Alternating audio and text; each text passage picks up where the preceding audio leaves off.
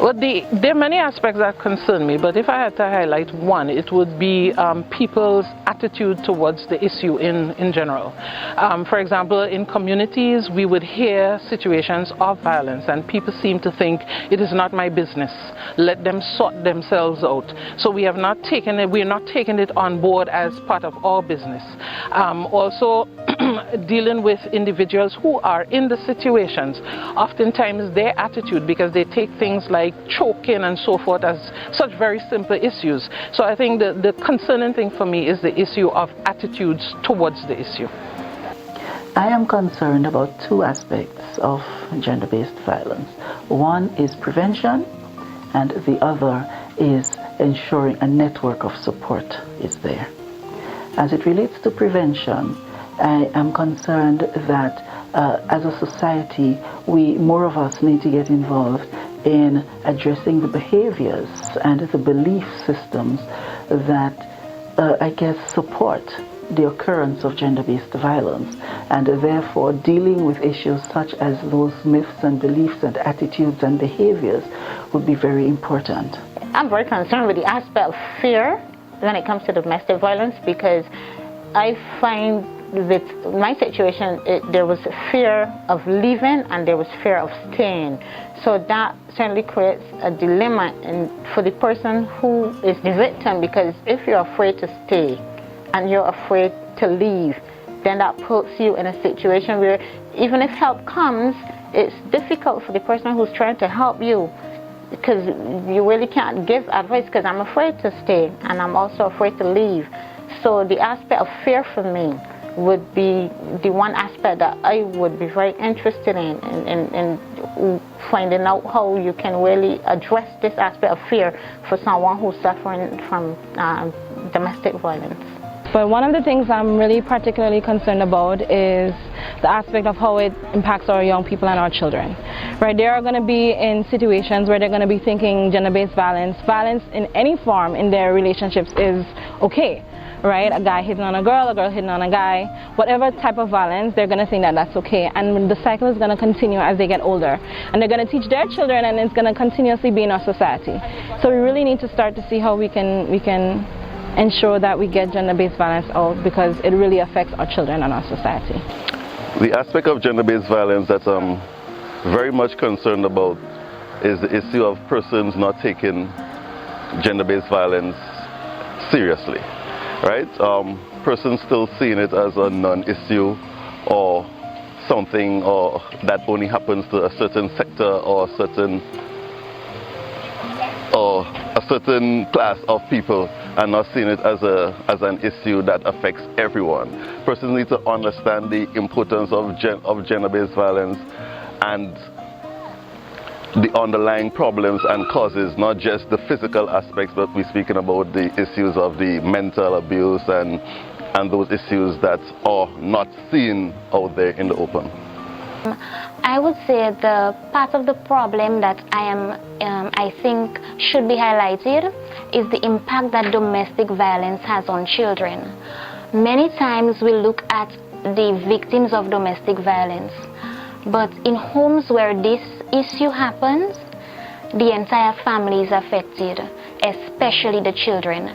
Domestic violence has a devastating impact on children, and this is an issue that should be addressed, because in cases where children experience domestic violence, most of them come out to be abusers. They tend to model the experiences that they see, and this leads me to the social learning theory by Albert Bandura. He said that children tend to observe, intimidate, and model behaviors that they see, and this is evident in our society. Also, many children suffer from many psychological issues such as depression and severe anxiety. So this is one aspect of the problem that much emphasis should be placed on, and not just the victims. Okay, what I'm really concerned about as it relates to gender-based violence is how laid back persons are on the whole topic of gender-based violence. Or that we still see persons who are afraid to speak on the topic and they act as though it's non-existent. As we go to the different communities, we see that it's still a taboo subject. Persons are still afraid of talking about gender-based violence, especially men, and that's something that I want to see change on a whole in the Caribbean, where persons are able to come out and speak freely on the issue of gender-based violence. So that's one of my major concerns as it relates to that. As it relates to the network of support, I am concerned that still at this point, victims do not yet have a steady, reliable network that is sufficiently supportive. There are elements of the network that work very well. There are aspects of it that support victims very well, but still there are gaps, and those gaps can sometimes make the difference between whether someone who is a victim can really become a survivor and whether the offenders are fully aware that the victim can get support. People always say, why doesn't she leave? You know, why, you know? She will stay there and take that abuse and all of that sort of thing. The thing is, that tells me there's a lot of ignorance out there. People need to understand the ramifications of domestic violence, whether it be woman on man, man on woman, or on children. They need to understand the fear that is involved. Some women think that domestic violence and violence against them is love. You know, they say that he loves me. And another, once they don't have the proper education or the means of getting finances for themselves, you know, they think they have to stay with the guy. They may have children for the person. You know, it's not easy for them, and we need to look at the physical problems that they have, the psychological problems that they have, you know, and sometimes they fear for the lives of their children even more than themselves. So when somebody says, why doesn't she leave?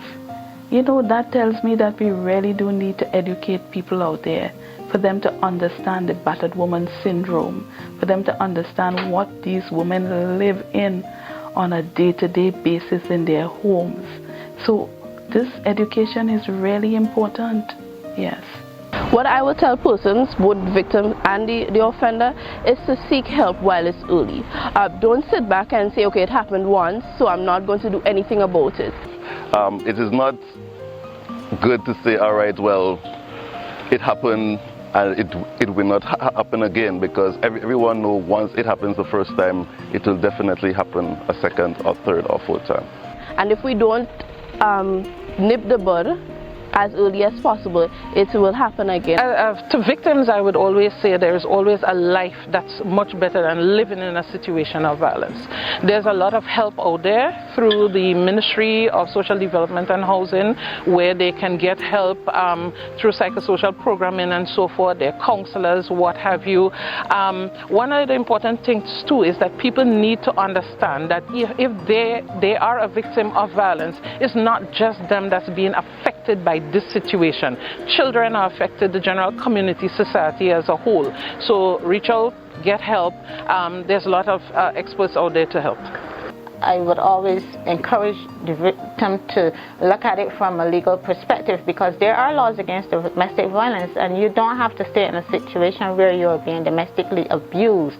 Also, in terms of counseling, a person who is in a situation where they are being abused would need to seek counseling, because they would need, some people don't know that these services are available to them. So I would encourage them to seek counseling, and also seek to have the law intervene in this situation.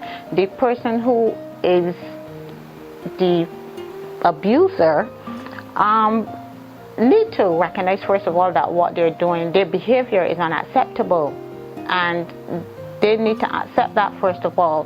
So you would need to speak to that person to try to get them to understand that this behavior is not acceptable behavior. It's wrong because it hurts someone else, it hurts the individual, and ultimately can hurt the family and the whole society.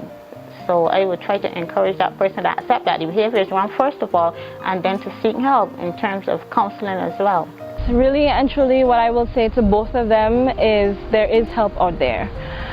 For someone who is a victim, there are people out there who really would like to help you, right? That you can go to and you can speak to in a confidential manner, and they are there to help you. As an offender, the same thing applies. We understand that it's going to take a lot to come forward for both a victim and an offender. But the truth is, we really need them to come forward to ensure that we have a better society, right? So come forward, speak out. There are people there to help you. Do not think that because you're an offender or a victim that you're there to just stay on the sidelines and accept violence or continue to be violent in our society. For the victims, I would say to them that they are not alone. There are many of them out there who are being abused. So they need to recognize that they are not alone in this situation. Also, they need to seek help. First, I would advise to speak to someone that you trust. It can be a friend, a relative, maybe a spiritual advisor. Once you trust that person, you can speak to them. Women can call the police in cases where they are in danger. They can contact their domestic violence agency and report the problem, or they can speak to a counselor or a social worker. There are many options available, and women must recognize that while they cannot change their partner's abuse or behavior, they can find means of helping themselves, because as women, we really do deserve better. Okay, if a victim came to see me as a clinical social worker, I will sit and I will listen. Maybe this is the first time somebody will be there to actually listen to them, and I will listen, no matter how long it takes. Then I will educate them on the battered woman syndrome and what actually is domestic violence, and it's not something that is to be proud of, and it's not something that they should live their lives by. It's not the yardstick of their life. And maybe they don't even have a clue. Maybe they grew up seeing domestic violence in their homes and they think that this is the norm when it isn't. So speaking with them, talking with them, listening, trying to understand what they're saying, guiding them along the right path, giving them the means, because they will feel hopeless and helpless, So social workers, I can instill some hope, because I will know where the domestic violence shelters are. I will know the domestic violence unit, the numbers to call, people to network with to help that victim. And that is good to know that I am able to help in some way. Yes, and for the batterer, sometimes the batterer can't understand their actions. They don't know why the anger comes about and why they do what they do. So they themselves need to talk to someone, and they themselves need counseling to find out what has happened in their past, maybe something traumatic, something that they have seen that would cause them to exercise such power and control over the women in their lives, women who love them, women who take care of the home. Why would you want to hurt somebody? Maybe they can't control themselves. Maybe they feel this is the way life is. I don't know. So having a conversation with the batterer is also important. For both the victim and offender, I can remind you that there is help. There is help if you are an offender to get into a program that could assist you to change your behavior. As a victim, there is help that would assist you in building the resources and the resilience that you require to get you to a place where you're better able to deal with the pressures and the issues surrounding your experience of gender-based violence. The hope is that these are continually improving. So wherever there are gaps at the moment, we are working very hard to close those gaps and ensure that the system, that the society is more responsive. And so there is a lot of hope for all of us.